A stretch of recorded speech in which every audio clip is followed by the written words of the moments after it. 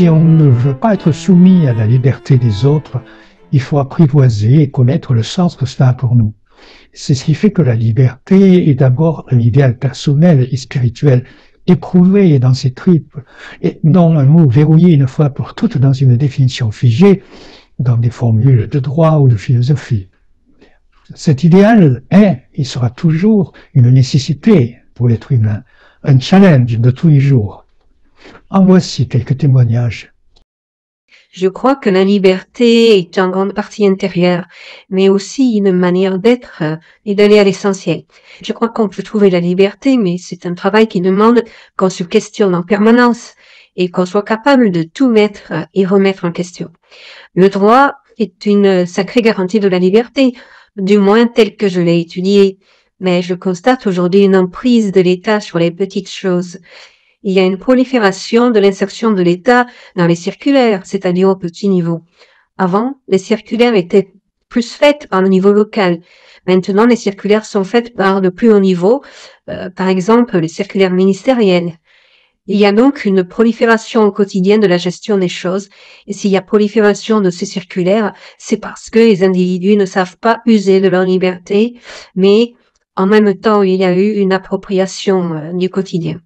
Avant, tout ça était moins prégnant. On a remplacé la liberté par l'assurance sécuritaire. Du coup, il y a une sorte de toile d'araignée et d'emprise où la sécurité l'emporte de plus en plus sur la liberté. Et le problème, c'est qu'on en redemande.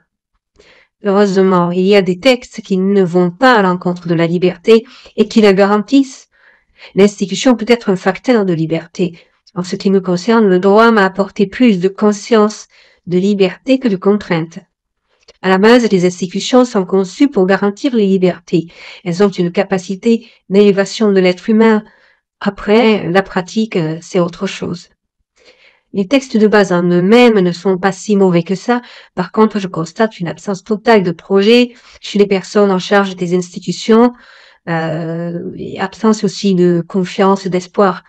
C'est tout ça qui manque. Et ça ne relève pas des textes, mais d'une manière de les concevoir et de voir la vie. Les entretiens de recrutement, par exemple, sont basés sur le fait de réciter les choses sans s'interroger.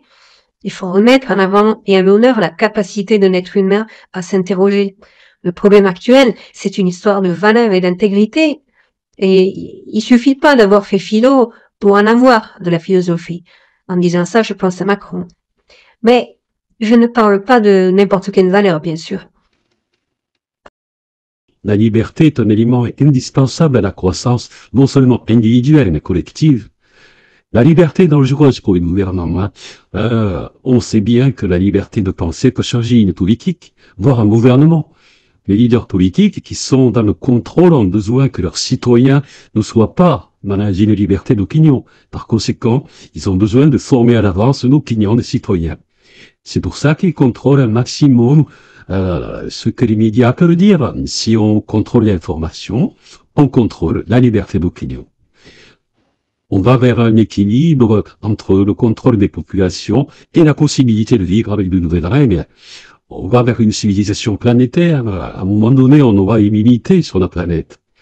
Bien sûr, et on le constate, il y a toujours des gens qui veulent profiter de la situation en faisant dévier le chemin et en ramenant les choses à eux, selon une position dominatrice, comme le mondialisme. Tant qu'une seule personne n'est pas en liberté, alors personne n'est en liberté. Tant qu'une personne n'a pas le droit à ce que les autres ont droit, on n'est pas libre. Tant qu'une cellule est prisonnière, aucune cellule n'est libre. C'est la même chose dans notre corps. Quand on a mal quelque part, c'est tout le corps qui a mal. Si le plus petit de nos organes est malade, on sait que tout le corps peut mourir. Un jour, j'avais écrit un texte qui racontait l'histoire d'un homme enchaîné et plié dans sa cage de fil de fer. La nuit, il se reposait, le jour, il essayait d'enlever des fils de fer. Au bout d'un temps, il avait réussi à enlever la dernière couche de fil de fer de la cage. Et il s'était dit enfin libre. Et puis, il s'est mis à défaire la couche de la nouvelle cage.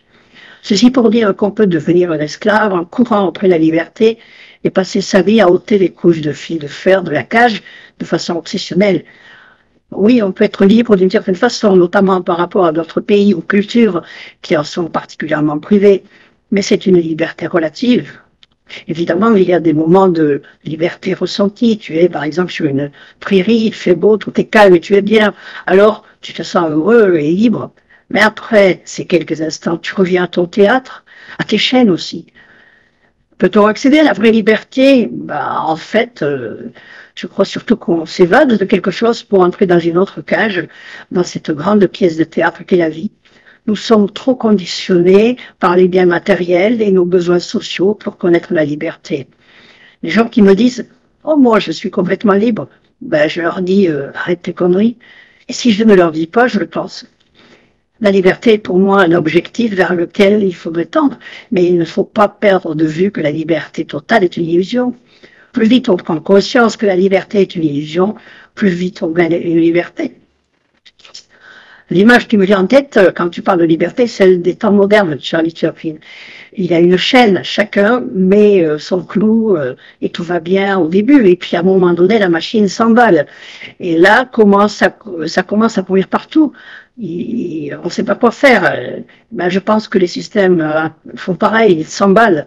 Aujourd'hui, on ne peut plus tousser un coup sans qu'on nous demande un certificat de non-toussage. Alors, on est à ce moment-là d'emballement, où il va forcément se passer quelque chose. Soit un système voué à se renouveler en permanence, il faut donc en changer, sinon, c'est comme dans le film en question, on atteint l'absurde. Ce qui était rationnel au départ devient absurde. Trop de rationnel tue le rationnel. C'est ce que nous expérimentons aujourd'hui socialement, où la surveillance et le contrôle tournent à la folie. Le rationnel doit être compensé, rééquilibré par le travail personnel, par l'éthique, par le spirituel, non par les règles limitantes de plus en plus nombreuses et liberticides. Michel Berger, dans sa chanson Diego, parlait de celui qui est en prison pour quelques mots qu'il pensait si fort. Alors ce Diego se sent libre même parce qu'il s'évade par l'esprit. Quelqu'un sera dans la nature, entouré du chant des oiseaux, et pourtant se sentira prisonnier, parce qu'il l'est dans sa tête, dans son cœur et son âme. Quelqu'un d'autre sera dans une prison et se sentira peut-être libre. Je pense en disant ça à Mandela, qui disait avoir évolué grâce à son enfermement. Alors, sans aller jusqu'à dire que la liberté se découvre en prison, évidemment non, la liberté se nourrit quand même d'une certaine solitude. Je suis moins libre que quand j'étais enfant. Je pense que la plus grande liberté, on l'éprouve quand on est enfant. Même si à cet âge-là, on est dépendant de beaucoup de choses, des parents, des profs et d'autres choses encore. Quand on est gamin, on a une liberté intérieure parce qu'il n'y a aucune prégnance sociétale et économique qui peut imposer un comportement. Alors, comme je ne vis pas en Corée du Nord et que je ne suis pas privé de liberté physique et matérielle, comme je ne suis pas enfermé dans une prison, évidemment, ce que je te dis ne concerne que la liberté intérieure. Si j'étais président de la République, j'obligerais tout le monde à aller marcher dans la nature au moins 2 ou 3 après-midi par semaine. Alors, plus sérieusement, je pense que le retour à la nature est très important quand on parle de redonner du sens au mot liberté. On a des gens enfermés dans des cases toute la journée, la case travail, la case famille, la case mère, la case père, la case école, etc. Et ces cases se mélangent tout le temps, mais ce sont des cases quand même. Quand tu es dans la nature, au milieu de nulle part, tu n'es plus dans aucune case. Tu es au milieu d'un vide. Ou d'un plein, ça dépend comment on voit les choses. Être garant des libertés sous-entend aussi que les personnes ont conscience de ce qu'est la liberté. Or, beaucoup de gens aujourd'hui n'en ont plus conscience. En mettant les gens dans la nature, au bout d'un moment, se produirait un réapprentissage de ce qu'est la liberté. Ce sentiment de liberté serait ensuite plus prégnant dans la vie de tous les jours et ça aurait une incidence sur la façon dont la personne voit et considère sa propre vie. Elle verrait mieux ce qui la contraint et, à partir de là, elle pourrait peut-être considérer autrement sa vie professionnelle. Pour une partie de la population, ce travail de conscience autour de la liberté est pour une autre partie de la population, c'est jouable, car tu as des personnes qui commencent vraiment à réfléchir. Il y a sans doute des générations perdues, puis tu as des jeunes qui ne sont pas comme les autres et qui me donnent de l'espoir. Cette nouvelle génération ne regarde pas les choses sous le même angle. Ils n'ont pas le même rythme dans la façon de réfléchir, ni d'envisager les autres. D'un côté, être libre, c'est réaliser ses envies. De l'autre, c'est aussi savoir passer au-dessus de certaines envies. Car il y a aujourd'hui des envies qu'on essaye de nous imposer. Par exemple, je vais à la boulangerie chercher mon pain et je suis tenté par un éclair au chocolat, alors qu'au fond, je n'en ai pas envie. Je suis libre en ne cédant pas à cette tentation qui n'est pas mon envie, mais quelque chose de suggéré par la société. C'est pour ça que j'évite d'aller dans les supermarchés qui sont le summum de la tentation et de la consommation. J'essaie simplement de subir le moins possible le monde qui m'entoure, je veux dire celui qui cherche à orienter mes choix. Être libre, c'est faire uniquement ce que tu as envie dans ton cœur, sans te forcer à rien, sans jamais te faire violence, tout en connaissant les préceptes de l'empathie et du respect.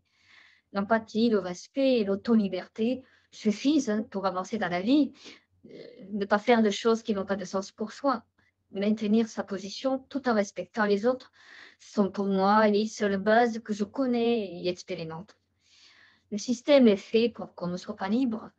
Quand tu lâches, que tu acceptes et que tu ne t'inquiètes plus de rien, eh bien, tout change. Et ça, c'est un truc réel. Je t'assure que ça marche. Si je n'ai pas le job que j'attends quand je vais rentrer à Paris, c'est que je ne vais pas l'avoir et que je devais vivre autre chose.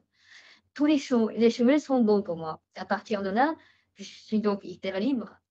J'ai réussi à tourner la réalité de ce monde qui m'a tellement torturée étant jeune. Désormais, je surfe et en arrive à être bien.